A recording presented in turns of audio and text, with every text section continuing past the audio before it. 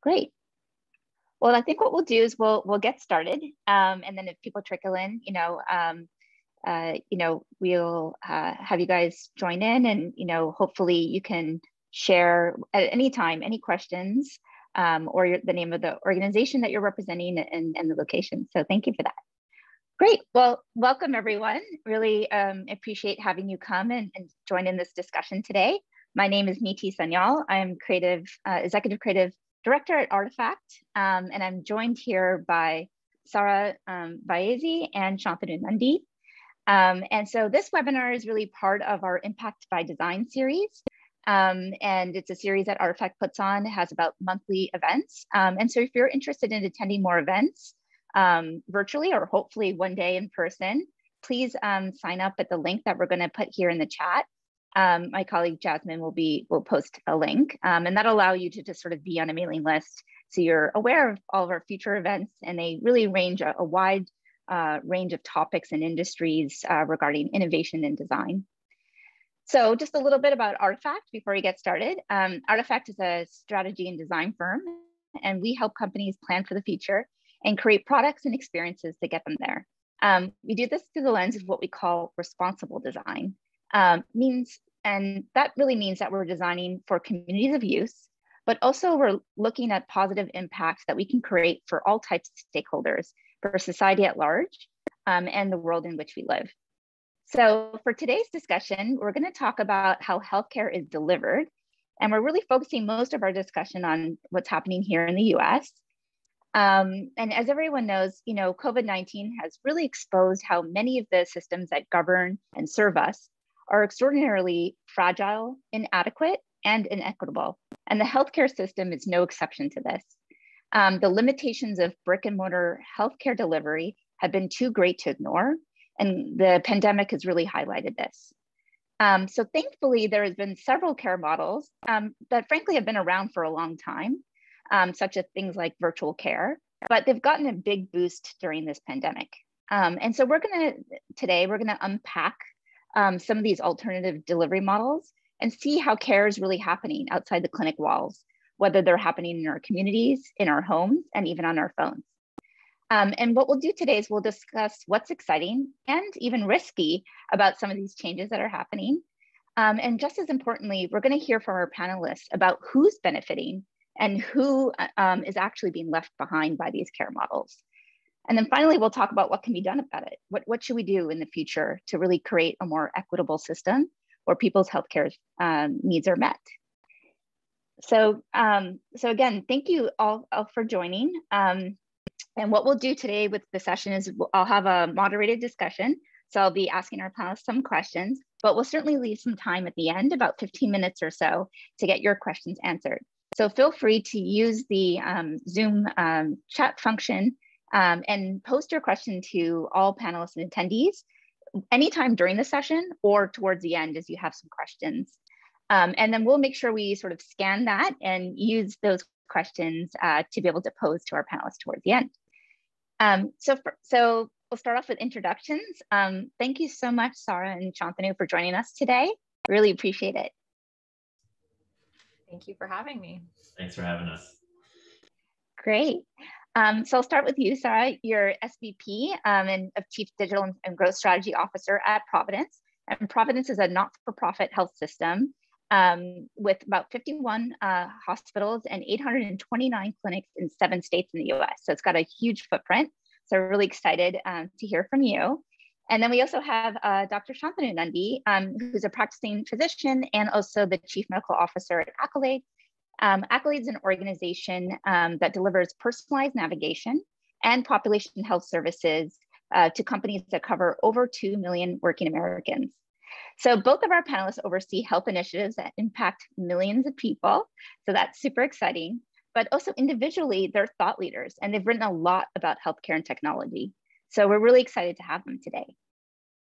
So what I'd like to do is actually just learn maybe at first just a little bit more about the thought leadership that both of you have produced.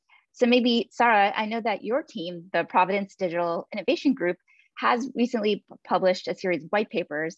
And Shantanu, you have a book that came out earlier this month called Care After COVID. So maybe we could start there. And Sara, you can tell us a little bit more about, the papers that you've produced and the thought leadership. What do you write about? Yeah, absolutely. So I'll back up just a tiny bit and say Providence, as many folks probably know, was the first health system in the United States to care for a patient that was diagnosed with COVID-19. And that was actually back in January of 2020. So quite some time ago. And so we mobilized very quickly, especially, across the entire country, but especially in Seattle, the broader Seattle area where that patient was diagnosed and where some of the early kind of surges of COVID occurred. We mobilized very quickly to address this kind of novel thing that was happening.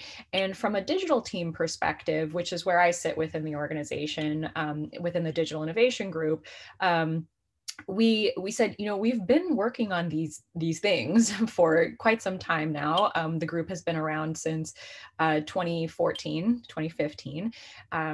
And does COVID merit us taking a look at our strategy and saying, what do we think is going to change and how can digital support our communities more effectively in doing so, throughout this change? So that's where this, we wrote a COVID Digital Insight series. That's where it originated, was just this need to take a look at how we were serving based on everything that has changed and the fact that we don't think it's just going to revert back to normal, whatever that is. And we didn't think it was going to revert back to, as our CEO, Rod Hochman, says, BC, before COVID. So it's not going to revert back to that. What is it going to go, how is it going to change? And then what are the kind of the key macro trends that we need to be aware of? And then we identified several sort of phases of this, during COVID and after COVID transition. We're still very much in the thick of it, of course. And we wrote a series of pieces kind of talking about each of these major phases and the trends within them. Some of the major ones are, that we identified, and I know a lot of the folks on this call are probably going to be very familiar with this, but the fragility and just the unsustainability of the overall healthcare business model and the incentives and the payment mechanisms and all that other stuff that kind of is at the top, the most upstream, right? Like that was, we called it a race to risk. We really think that sort of movement to value that's been somewhat languishing is going to accelerate. And then there will be a lot of things that come from that. And from a digital team perspective, one of the ones that we're most focused on is this notion of distributed care, which I know that Shantanu is also very much a proponent and advocate for. So those are just a couple of the pieces that we wrote about, and we write them because we have a responsibility to our own system, but we also think we have a responsibility to the broader industry. Providence, while very large, as you noted, only accounts for some healthcare delivery within the United States, some component of health within the United States, but really it needs to be a much broader conversation among providers, among health systems, among payers. And our role, we see our role as partly to kind of try to inform that conversation and move it in the direction that we think will be most needed to care for our communities. That's great. Thank you so much for that overview, and really love that sort of catalytic thinking about sort of sharing those best practices and learnings with the greater community. So thank you for that. Shantanu, can you tell us a little bit about your book and other sort of thought pieces that you create? That would be really helpful for this group. Yeah, of course. And it's really great to be here. And Sarah, I already learned a couple of things. I love the race to risk and AC BC. That's really cool. All of that. Yeah, I mean, look, I think for me, I don't really think of myself as a thought leader. I mean, this is a really new hat. I think really the starting point is that I don't think healthcare works for people. And, early on in the pandemic, I think that became so apparent in the first few weeks where everyone was focused on testing. We were, testing people in clinics and hospitals. We were starting to test people in drive-thrus, which I think is directionally really, really good. But a few of us sort of stood up and said, well, couldn't we just test people at home? Actually, couldn't patients test themselves at home? And that's what really got me sort of to start writing more, is because that idea, a lot of people love that idea, a lot of patients, a lot of doctors, but when we actually tried to work to get that implemented in the system, the pushback was incredible, to the point where actually the FDA came out and explicitly said that, you know, at-home testing is not authorized, and shut it down in the country at a moment in the pandemic where I think it would have been the most transformative for our response. And so that was sort of a moment where I said, wow, we really, you know, for the folks that are making decisions about healthcare, they really don't understand where healthcare needs to go. And that we needed to sort of paint that vision of a healthcare system that could work for people. And so the framework that I've developed and been talking about is this, you know, Sara alluded to, is this idea that healthcare needs to become distributed, digitally enabled, and decentralized. We can get into that, but the motivation was really this idea that we don't have a clear vision. There's all this innovation happening, there's all this investment, all this energy, but if we're not really, really clear on what good looks like, I think we're going to waste this catalytic moment that Sara talked about to really move the system forward. That's really great. Thank you for that overview. Maybe sort of building off of that, how does care work for people?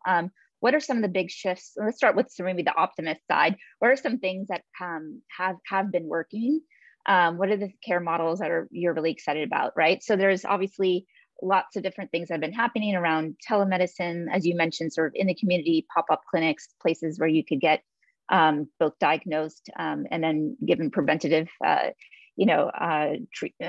treatments like vaccines, et cetera.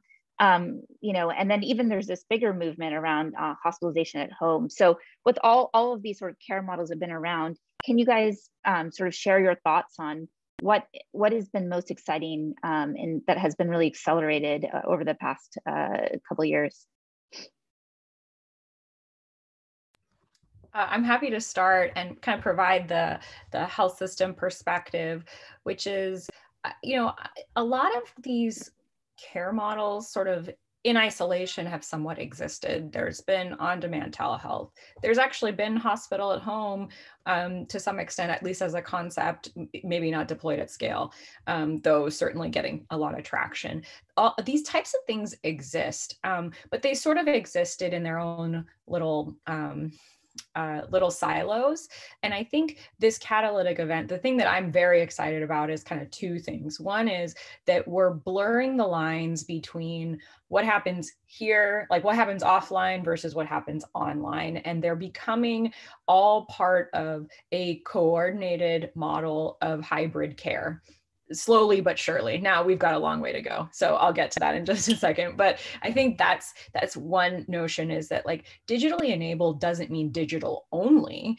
Digitally enabled means that you can actually, via data and digital, understand what people need, what they're looking for, what's most appropriate for them, direct them in that direction, and then match supply and demand to that what match the supply to what the demand is, what the demand needs. And what the demand needs is based on what they want, what their clinical needs are, what their non-clinical preferences are, and what their intent and motivation is, and a whole bunch of other factors, right? So it's like the locus of control is not us. It's the locus of control is the individual, as well as like sort of the broader set of kind of factors that inform that. So I think that's like one thing that that I think is really exciting, is not this like either or thinking. It's really like the blended thinking. And then the next piece of it is, okay, so if it's going to be truly blended and it's not going to put like tremendous amount of burden on the provider, there actually needs to be, to the point around digitally enabled, there needs to be like a digitally enabled operating system that helps us actually do this with all of the complicated sort of factors that are introduced when you increase the degrees of freedom. So it's not either or, right? It's not just physical, it's not just digital. And that means, and when you say digital too, like there are a tremendous amount of degrees of freedom that get opened up just because of that, because you could do in person, you could do asynchronous, you could do human powered, you could do AI powered. Folks from 98.6 on this call know that better than anybody, right? Like that's what their model is really around, optimizing for all those different factors. So I think that how you incorporate all of this into an operating model, that's another thing that I think is really shifted for us going forward. So I don't know if I directly answered your question, Neethi, but No, that's great. It's really about what attributes of these care models are really getting you excited about. And I think the coordination piece is really huge. I think another part of it is this idea of it being continuous. Maybe Shantanu, do you want to build on that? Yeah, on continuous. Yeah, absolutely. I mean, I think that the whole idea, right? So one of the points that I've been thinking a lot about is the fundamental architecture of healthcare doesn't necessarily make sense for a lot of things, right? So if you're really, really sick and you have all this, all these devices and you need a nurse 24/7 and all that kind of stuff, an ICU maybe makes a lot of sense for your care to happen, right? It's all located in one place. People are literally feet apart from you and can jump and get in there if something really acute happens. But if you look at the core architecture of how we address something like a chronic disease, it makes zero sense, right? The idea that I'm going to take you out of your home environment and I'm going to have you come to me and we're going to sit down with you for 10 minutes, 12 if you're lucky, 15 if you're really special, or if the patient after you doesn't show up. And I'm going to tell you a bunch of stuff. And then 3 months later, I'm going to see you for the next time and expect your behaviors, which happen here, to change, just doesn't make sense. And so I think where I'm most excited is that we're starting to get the pieces in place to the operating model point that are starting to match the architecture with the actual, clinical problem or goal that you're trying to reach. And so one of those specific things is this idea of continuous, right? That like, if I have diabetes or a chronic disease, I live and die by the behaviors I have every day.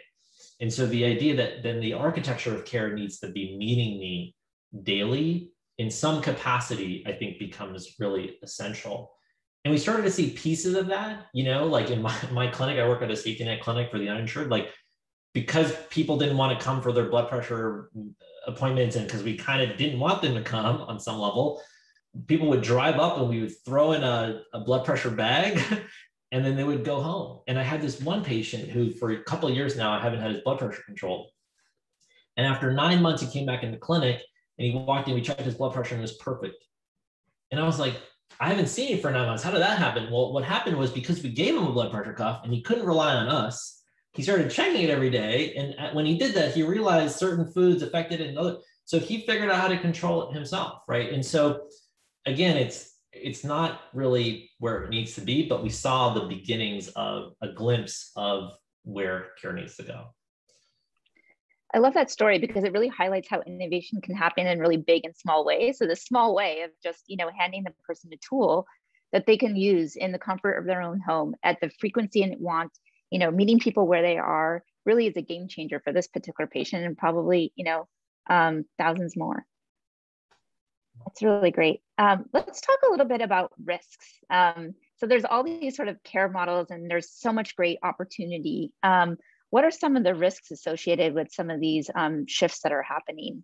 So an example, and maybe this is an incorrect framework, so tell me if I'm wrong, but like on one end of the spectrum in terms of risk, telemedicine, right? So, you're still having a certified physician speak to a patient, you're in that type of setting. And then on the other extreme, you have hospitalization at home. And then maybe even more extreme than that, you have this kind of movement, sort of a DIY movement where people are kind of hacking together their own solutions. And you see that a lot. You have some in the past in the diabetes space and people trying to create their own sort of insulin pumps. And then on the provider side to try to set up their systems or their hack together PPE in order for them to protect themselves. So, there's a full range there, and I'd love to hear your thoughts there on terms of what is risky, what drives risk, and does this spectrum make any sense whatsoever? I have a slightly, maybe not surprisingly, off-color answer to this. So, Shantanu, do you want to go first?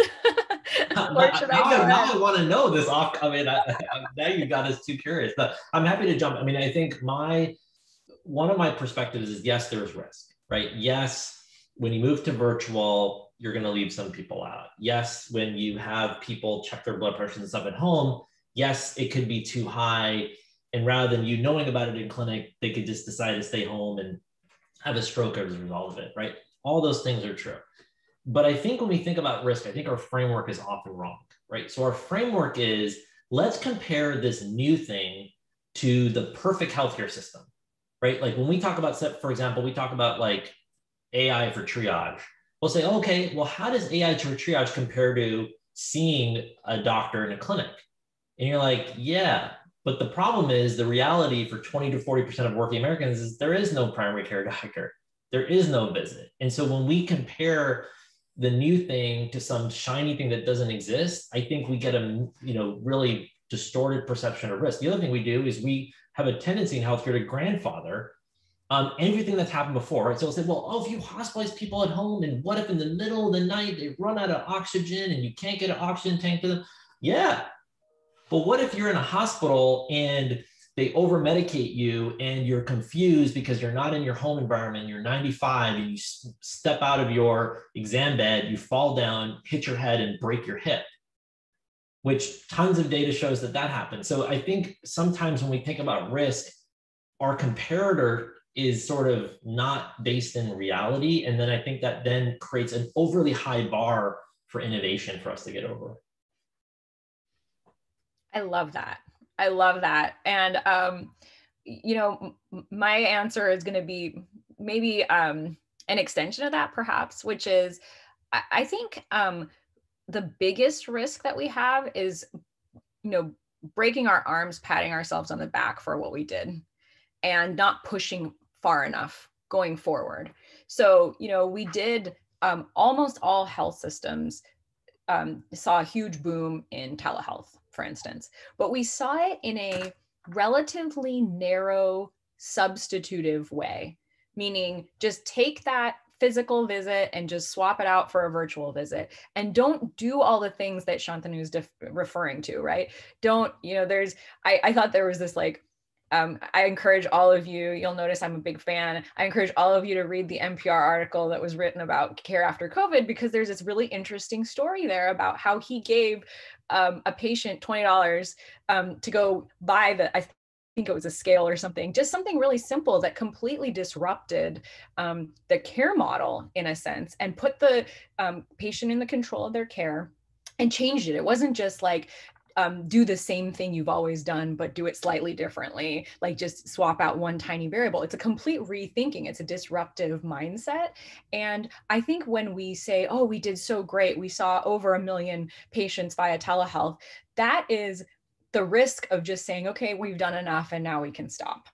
And so that's one huge risk. The second risk is that because of, if we do that, then we're opening it up for tremendous amounts of disruption from the outside. So let's just say, and outside, inside, there's that's kind of a strange mentality, but there is a lot of stuff happening from Walmart or from Amazon Care, and they are completely changing the fundamentals of how people get care, how they pay for care, et cetera. And that can be really difficult, but a lot of that like hard work of educating and driving adoption has been done for them.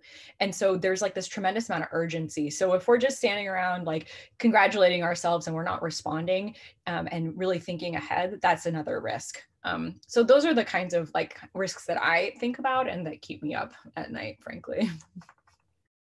Yeah, that's great. Shantanu, anything to build there before?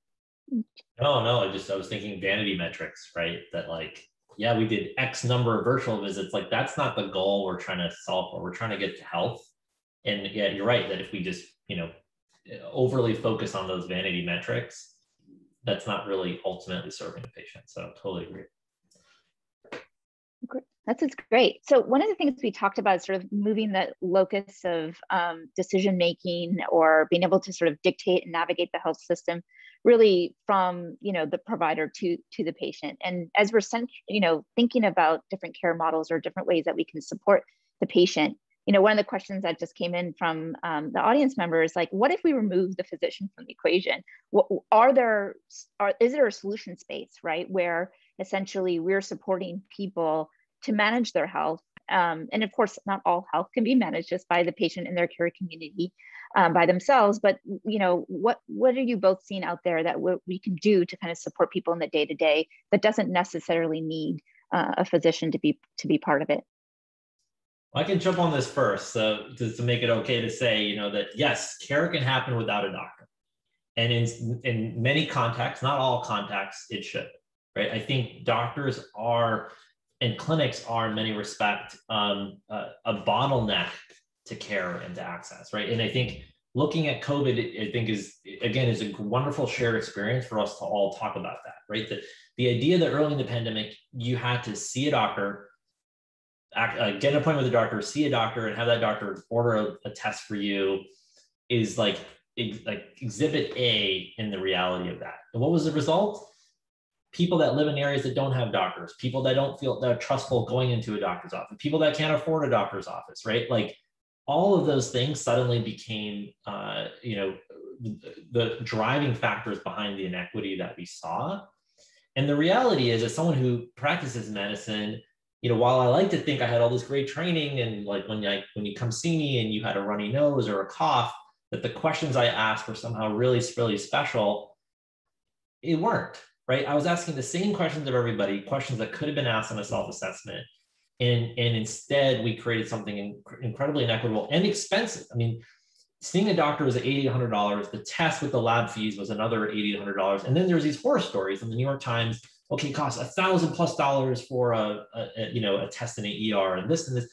And we focus on that, but we're missing the root cause, which is, well, why did people need to see a doctor in the first place? So now, right, you can walk in any CVS or Walgreens, I'm not advertising any particular brand, but you can walk into any CVS or Walgreens in this country, and for $14 over your kitchen table for 15 minutes, you can test yourself for COVID without a prescription or a doctor. That, when Sarah talks about disruption, look, that is disruptive. Now, we can't do that for everything, but there's a lot of things like, how many patients with diabetes are diagnosed 7 years into their condition? You can test yourself for diabetes at home. You can actually test yourself for colon cancer at home. And I think too often we talk about improving healthcare, we start in the clinic. But the moment you start something in the clinic, you've already lost 20 to 30% of the population because they're not coming to clinic. And so when we talk about inequity, it's architected into that. And you talk about inaffordability, it's architected in this idea that the physician has to be involved with every single care journey. And I don't think that's the case. That's such a great point. Thinking about root causes, right? What is really driving the inequities in our health system? That is definitely a fundamental part of it. Sarah, is there any other thoughts that you have in terms of, where is our health system failing people and why? Well, I would just add to what Shantanu just said, which is that, not only does the provider not necessarily need to be, it already isn't necessarily. So he referenced already 20 to 40% of Americans don't have a primary care provider. There are digital therapeutic companies, for instance, out there that are providing diabetes support, like Livongo and Omada, and there are companies doing behavioral health support. And so like that already exists. It's not, what we need to rethink is not to have the provider necessarily as the controller of all of that, but rather like just taking almost like an API mentality, which is like, we just need to connect to it. Right? That's all. We need the continuity and we need the understanding so that that can be incorporated when appropriate into a broader care plan. And if like escalated support is needed, that the continuity of information and the problem that the patient is dealing with or a person is dealing with can be, accurately addressed. That's it. That's not it's not a matter of control. It's a matter of sort of information and continuity. I think that's all I would say, is that it's already happening. We just need to reframe so that we can serve it much more appropriately. and then Neethi, with respect to your question around inequity, I mean, I think COVID was very put inequity in very stark terms, made it very visible for all of us. Whether it was racial, ethnic inequity, which the outcomes for Black and Brown people are so much worse than for their white counterparts, regardless of socioeconomic status in healthcare. The difficulties that essential workers face versus non-essential workers. I mean, those kinds of things really became obvious during COVID. They've always existed, and they just became more apparent. And I think, like, I'll speak from a digital lens. We often think about, and this is, being vocally self-critical here, we often think about digital serving your average standard issue employer sponsored insurance, commercially insured patient, right? Those are the people that they have smartphones and they have access to data and all that stuff. And that's like one area where it's actually very prevalent, the inequity, both with respect to availability as well as things like building technology and product inclusion, for diverse patient populations who don't just fit this very narrow prototype. So, I think we've got a long way to go. I think the last year has more just been informative, and like, we can't ignore it, but I don't think we have a lot of really demonstrable like answers, at least on our end. We've started to do certain things like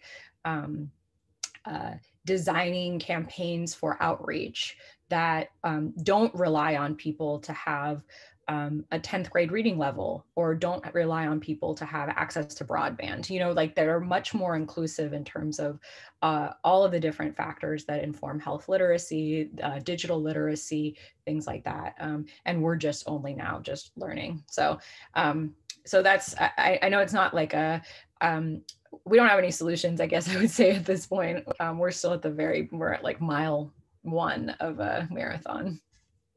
Yeah, that's great. To build on that, at Artefact, we do a lot of user research to kind of inform some of these sort of technology-driven solutions in the healthcare space. And as we talk to, patients to really understand that diversity in terms of their access to reliable, internet, the technology, whether they have smartphones or not, really always trying to think about those edge cases. They're not really so edge, really, in order to push our thinking and create solutions that are truly meet people and make people feel like they're being heard and supported in a way that so many different sort of hidden places where it gets missed, right? And even if you did create a text-based messaging system, that's still not adequate enough, because are you speaking in formal language or 10th grade language there that is really hard for people to understand? And so there's still so much work to be done, really, on trying to reorient, who we're really trying to serve, and come up with innovations by meeting those types of populations. I strongly believe, and this is very much in the way that inclusive design has moved forward, and any time in the past, is by designing for people of lesser means, or of people who have really real concerns. You actually solve the needs for all in a way that's extremely important. Shantanu, do you want to sort of build on this discussion? I'd love to. I think this is such an important one that we could talk a lot about, honestly, because I think, for me, to Sarah's point, I think this is why when I created my framework, I started with the word distributed, because distributed it's baked into this idea of meeting people where they are.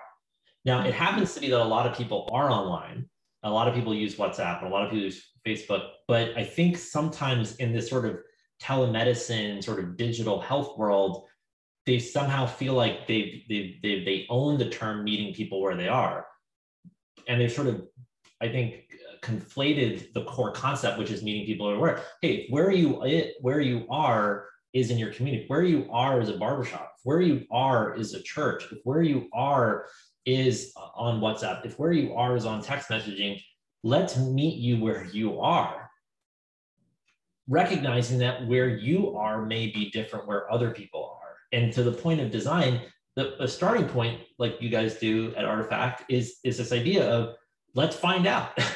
Because when I built my text messaging based system in Chicago, I didn't build it because I wanted to do text messaging or digital. I built it because when I talk to people, when I talk to my patients, and I looked at them, I said, well, they don't have smartphones. They don't even make phone calls, because I'm dating myself, but back then, you know, phone calls cost money, text was free. But they also didn't have necessarily a clear community where we could meet them where they were in that way, because they work different night shifts and other things on the south side of Chicago. So what I realized was actually texting, they text more than I do. They text to find work. They text to, you know, transfer money. They text to stay connected with their family, where for me, I had 10 other ways to do it. And frankly, I didn't like doing it over text. So that is the starting point, right? And similarly, like I think COVID's been another great example of what we've done with vaccines. We've embraced, in the good way, the idea of distributed, right? If you're in a football stadium, hallelujah. If you're at a bar and we could get you a vaccine and a beer, let's go do that, right?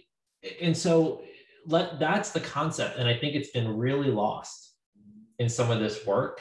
And the assumption that digital is where they are. No, the digital is not the answer. Meeting people where they are is the answer. So anyways, I'll get off my soapbox now, but it's such an important one. It speaks really to that design, you know, thinking and starting with people. Great. Thank you so much. So I just want to remind people that feel free to, you know, go ahead and put questions in the chat. One way you can do that is by sort of selecting panelists and all attendees. That way other people can kind of see your questions and it triggers a new question and maybe in their heads that they could post. So feel free to do that. And I'll probably just ask one more question or so, and then definitely want to open it up for other people's sort of comments or questions. So really appreciate this discussion so far. I think I want to really come back to this idea of what, how do we make people feel a sense of belonging, a sense that they can be, that they have, that they can build trust in their physician, trust in the healthcare system. These are all barriers that we know occur in terms of helping engage people and meet them where they are. So is there any sort of either narratives or solutions that you can think of where we've been able to go beyond just picking the right channel to meet people, but we really have created you know, a sense of belonging and trust? And one of the things that comes to my mind, Shantanu, is this idea of sort of speaking in the language that is most familiar to them in their community.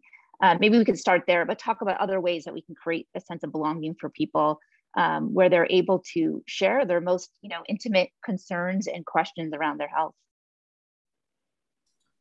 Yeah, no, I mean, I think I'm glad we talked about trust, because I don't think it's come up yet. And I think that, you know, I think of trust as very structural. Like it's not this ethereal thing. It's like a real thing.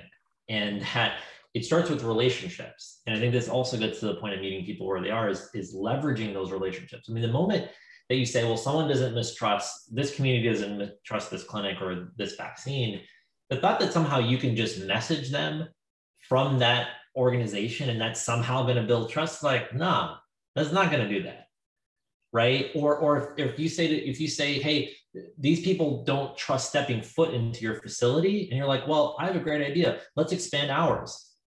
Okay, let's hire people that, you know, speak their language at the front desk. Okay, but remember, the problem was they don't want to step foot into your clinic. So if you do a bunch of stuff in your clinic, that ain't going to solve the problem. And I think really thinking about those relationships, right? And saying, who do these people trust? Because trust has to build on something. I'm lucky enough that a lot of my patients, when they come see me, you know, they trust doctors somehow. And so suddenly within 2 minutes, they're telling me the most intimate stuff. But the people that aren't for a reason. And so I really thinking about how are you going to reach them? What are the relationships you need to build? And I love Sarah's perspective on this, in order to leverage those relationships to then create trust. Because, you know, you need to sort of have trust to create trust. You can't just do it out of nowhere, particularly if you're interested in doing it at some level of scale. Yeah, that's a really interesting. I don't know if I have a whole lot to add, except for if trust is built on relationships, I think we have to sort of shift our thinking a little bit and not be sort of caught up in the cult of scalability right off the bat, right? Like we have to figure out like making the personal connections first and then figuring out how to scale them. At least, I speak from a digital team perspective. I think we often come at it from like well, how is it going to scale and how are we going to do XYZ first? And so one of the things, for instance, that we're doing as a really new body of work for us is we're working with an amazing person. Her name is Dr. Lisa Fitzpatrick. She has done a tremendous amount of very cool stuff, but she also has a company called Grapevine Health. And what she does is Dr. Lisa on the street, and she goes out into her community and she actually just talks to people and makes videos about them. And like, what a novel concept, right? Like going out and actually talking to people where they're at like, she'll walk up to people at the bus stop, and she'll walk up to people, leaving their apartments and ask them questions. And yes, like it's perhaps a little bit strange, like to have someone come up to you who you don't know, but that it's her community, right? And so that model isn't obviously scalable, but what it does do is she's out in the community where people are, where they're living their lives, and having very relatable conversations with them about really important things like, what do you think is health information? Where do you get your health information? How do you access healthcare? Who do you trust? All of these kinds of conversations. And then we're going to work with her to say, okay, well, how do we actually scale that? So I think that's the message I would take away is like, don't try to achieve scale right off the bat. Try to achieve the right model and then figure out how to scale that. So it's that's really important, I think. Yeah, that's a really great point. And then think about maybe even places where scale is already happening, right? So where are small interactions already happening? Is it at your local sort of Walgreens? Is it at, at your barber shop, as you mentioned, right? Where are so it's like, where is health happening?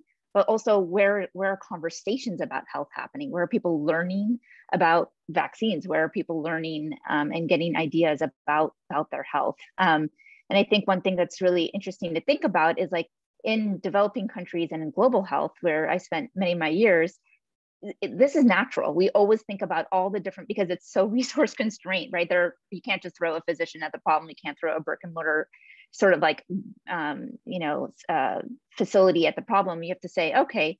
And so you think of NGOs, you think of community leaders, you think of the sort of beautician that just sort of meets with people on a regular basis. And you think about, how do we really embed the right types of healthcare messaging, sort of to be able to meet people and to discuss these very important ideas that get formed with those trusted relationships, and some people have really strong trusted relationships with their pharmacists. So does it start with the pharmacist? I feel like they're always kind of left out of the equation. But in truth, like, people will go to their pharmacist every month or so to get their refills, and and that they see them more than they see their own physician. So I think it's super interesting to think through, and how can we take a much more systematic approach at addressing care. So yeah, I don't know if you both have any thoughts on that. That conjures up is this idea that, so leverage relationships, but also solve the problems that they care about, solve their problem, then build a relationship, then you can solve other problems, right? So one of the things, I spent a lot of my time at Accolade. We serve, as you mentioned before, 2 million, working Americans across the country, and they don't know who Accolade is when we start. But one of the things that the people that started Accolade, and I take no credit for this, realized that one of the biggest things that people need help with is when they, when you get that thing in the mail from your doctor's office and you're like, is this even a bill? And it's like, probably not, but you can't even understand it. So they realized that, look, instead of just calling people out of the blue, which is how a lot of health plans work and systems, that say, hey, I'm your new best friend, let me help you with your diabetes, or let me tell you about a vaccine. What they said is, what if we had a place where people could call us? Right? If people could call us with, hey, I have a bill and I don't understand, is it even a bill? Or I just moved and I need to find a doctor. Because if you can solve their problem, and then it's sort of like, okay, they call you, you solve it, and then you're like, oh, by the way, we could help you with this other thing. That's sort of the flywheel, right? And I think that we don't do enough of that, is starting with the problems that people see as their own problems, right? And I think maybe the refill is that too, right? People see very clearly the value of, hey, I'm supposed to know this medicine, I'm going to this pharmacist, they're going to refill it. Like, it's very tangible. And then it's like, oh, well, thanks so much for my refill. And then there's that missed opportunity that you're saying around, okay, the pharmacist could then say, hey, now let me talk to you about nutrition, or let me talk to this other thing, but what are you doing for people, right? For the things that matter to them. That's really great. So I'm just now sort of turning over to some of the questions and looking through that, and it's been really great. I think there's been a lot of dialogue here in terms of the audience being really interested in last mile solutions. And so, you know, we touched upon it a little bit, but is there any sort of company or model that you think is really interesting to highlight, that is really meeting some of the populations that have typically lacked access to care in that last mile? Yeah, I mean, one of the ones I mentioned earlier was, I think, this really sort of somewhat controversial idea of allowing people to screen themselves for certain health conditions, right? Like, that you can test yourself for diabetes at home. You can, you can test yourself for colon cancer at home. I think that there's been some interesting models showing how effective that can be. And obviously, a core part of that is the connectivity. Like, well, what if it's elevated, right? You have to make sure that you get that data. You have to make sure that you're ready and willing to be able to support them. But that's a particular, solution that I think speaks to that distributed concept and going exactly to the root of the issue for people in designing a solution around that. So that's at least one model that I've seen along that lines. Mm-hmm. And the preventative side of it is so important, because that's really where we can see the most amount of impact in terms of health outcomes. Mm-hmm. Sara, anything else to add there in terms of last mile solutions that are of particular interest to you? I think the areas that, again, I speak from a digital perspective, that we are looking into is these texting kind of solutions, because they are flexible. They can be kind of configured in a way that is in the language that an individual speaks, whether it's like the actual, like, whether it's English, Spanish, Swahili, like there's like that kind of language, but also like the cultural language, right? So they can really be configured in that way. They don't require a ton of they don't require people to download apps. They don't require a ton of logins and things like that, which all of these little things can introduce friction and some barriers. So we're really interested in the potential for texting as one channel by which we can do not only outreach, but other things too, like supporting folks from a coaching perspective, and just gentle reminders and things like that. But that's like, it's a pretty early area for us, and candidly, like we did a campaign focused on delivering COVID information, like just information about COVID, information about where you can get tested and testing, and then information about vaccines very generally, and we got very little engagement. And so now we're learning from that, right? Like, why did we get very little engagement? And that's, and so, we're still, again, at the early stages, but we think there's a lot of potential there for a number of reasons. The other thing that Shantanu mentioned that I thought was really interesting was just this notion of like utility. Like, it has to have utility for an individual. It can't just be like some thing that you tell That's people right. to download or whatever, and like maybe it will have some utility at some point, but generally not, and so like I think there's this balance between utility and what you're asking folks to do.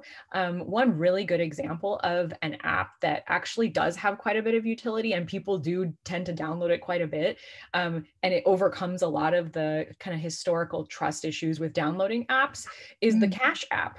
it's extremely useful, right? And people can send each other money, and it doesn't have a whole lot of bells and whistles. It doesn't require you to have like a credit card or anything like that, right? And so it's actually it has utility, and it respects sort of the boundaries by which people want to engage with it. And so like things like that, I think exist, and they will continue to proliferate, but we haven't, as an industry, we don't have the sort of like the baseline yet to really understand that at a deep enough level on an ongoing basis, but we'll get there.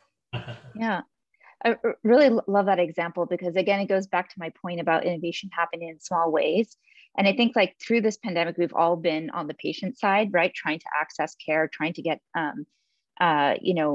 information about whether our symptoms are truly COVID or not, and trying to get a vaccine. And so I personally had gotten my vaccine in a mass vaccination center here in Seattle. And I noticed that you were supposed to bring your driver's license, but if you didn't have your driver's license, that was totally fine too, to be able to sort of identify yourself and then get the vaccine. It's small requirements like this, and it translates perfectly digitally, the type of information you're asking people from people before you're actually be able to provide them some value. And the idea that, from banking and other examples where they don't need to have a bank set up, or they don't need to have like certain things in order to access your service is huge. And it's extremely important to be thinking about that from an equity perspective. Simple tweaks like that, like not requiring an ID, et cetera, or things that can be hugely transformative for people, and often are not given enough thought. So I know we just have a couple of minutes left. So this has been exactly the type of discussion I want and wanted to have. Maybe we could end with one sort of patient story, whether that's a personal story from yourself or a patient that you've sort of seen. But the idea is to kind of tell this idea of this ideal future, maybe, or a glimpse of this ideal future.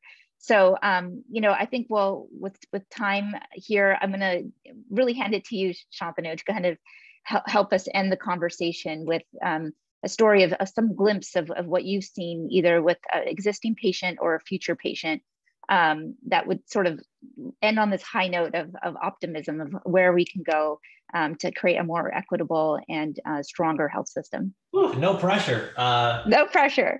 No, it's something I'm thinking a lot about. So it'll start a little on a down note, but I think has a vision is we have two little girls, 7 and 5-year-old, and 3 weeks ago, my 7-year-old was having trouble breathing.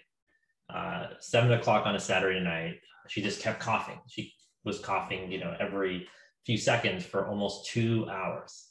And my wife and I, we're both doctors, sort of, and not pediatricians. And we're, staring at her for a second, oh, this is weird. And then, we rub some Vicks on her, and we turn on the shower to get some steam and try to take her outside and give her a nose spray, right? But at some point, we start to get really scared. And that's the moment where healthcare happens, right? That's the moment on a Saturday night when two parents are looking at their child and thinking, oh my God. But that's not where healthcare starts, right? Healthcare starts in the clinic and in the hospital. And then we sometimes have even the arrogance in healthcare to say, well, if that family shows up in the emergency room, we say, oh, well, why are you here? This is not even an emergency. Well, how are they supposed to know that, right? And so my vision for her, which we were able to recreate because, we're both doctors, and so we were able to do some stuff, right, is a world where, to Sarah's earlier point of the operating model and connecting these pieces together, is to say, look, the moment that we started getting scared, we should have had a mobile app or a texting service or a landline with a rotary phone, doesn't really matter, to call somebody who had some expertise and some access to some information about our daughter to say, hey, let me ask you some questions and figure out what you need. They then should have been able to say, hey, this sounds concerning enough. I don't think it's an emergency, but hey, can you just hang on? And we're going to get not a doctor, your doctor, to patch into this, right? Or at least a doctor that's in the same practice that has the data. And so now we're going from a triage service to a virtual care service. And they're able to work with us and say, this sounds a little concerning. It sounds like she's, feeling short of breath. That's not normal. Here's a couple options, right? And the option could be, hey, we'll go to the emergency room and I'm going to give them a heads up that you're coming. Or it could be, hey, if you guys are really scared and you don't want to go in and you're worried about it, we can try something here, but I need to know if that's going to work, right? So that's sort of the physician part. And then from there, right, maybe we needed to have someone dispatched from the hospital to the home, if that's what our preference was, and have a paramedic come and maybe listen to her lungs and hear the wheezing and say, you know what, she does need an inhaler. And then that him being able to administer a nebulizer, because I mean, there's nothing magical about the emergency room, a nebulizer machine or a breathing machine, right? We could have done that. And even to go further, if for some reason, you know, she was responding but needed more monitoring, that we could actually say, you know what, let's actually hospitalize her at home and actually get a nurse that stayed with us for the night, and et cetera, right? Like that's the vision. The vision is a world where we're meeting people where they are, where, you know, understanding the context that they're in, where we're giving them options and not having healthcare happen to you, but you happen to healthcare, where at every point you're deciding what works for that family. And then you're being able to bring care in, more expertise in, get them to a facility if that's what they need. Like that, I think ultimately is the vision of where we need to go. And I think, again, I think we're closer to that now. Like Sara said, right? Each of those componentries have now been scaled to some reasonable degree. And more importantly, doctors and patients are beginning to trust each of those components. And from a policy side, we're starting to have payment models, but what we're missing, right, is really that moment to say, this is how it should work. And we're going to enable this, you know, on a long-term basis for everyone who could benefit from it. Well, that was so well said. Thank you so much for that really clear vision and connecting all the themes that we discussed today. So thank you everyone for this discussion. Thank you so much, Shantanu and Sara. It's been really great to have you both. I hope we can continue the conversation offline. So take care, everyone. All right, thank you so much. Thank you so much, Sara.